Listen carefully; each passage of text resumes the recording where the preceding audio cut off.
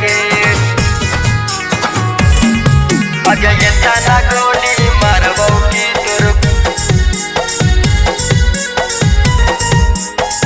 उड़ जाई तो बरतिया गे आगे करी हो नई बिया हवा छौड़ी मानिल हमर बतिया गे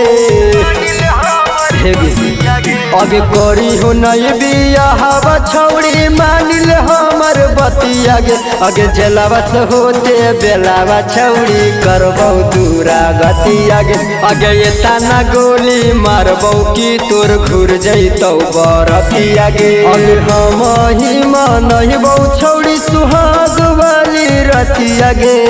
हम ही मानबौ छौड़ी सुहाग वाली रतिया गे आगे जेलवा से होते बेलावा छौड़ी करबौ दूरा गतिया गे आगे ये ताना गोली मारबौ की तोर घुर जैतौ बरतिया गे उड़ जाई तो बरतिया गे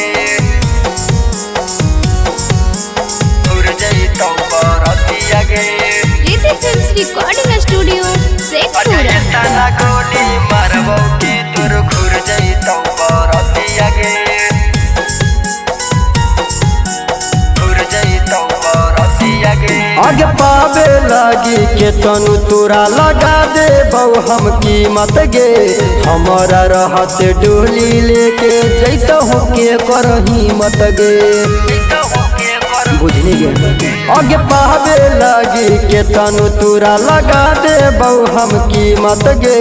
हमारा रहत डोली लेके जैतो के करही मत गे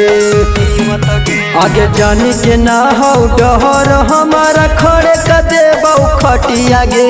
जानी के ना हो डहर हमारा खड़े कर दे बहु खटिया गे आगे जेलावा से होते बेलावा छौड़ी करबौ दूरा गतिया गे आगे ये ताना गोली मारबौ की तोर घुर जैतौ बरतिया गे उड़ जाई तो बरतिया गे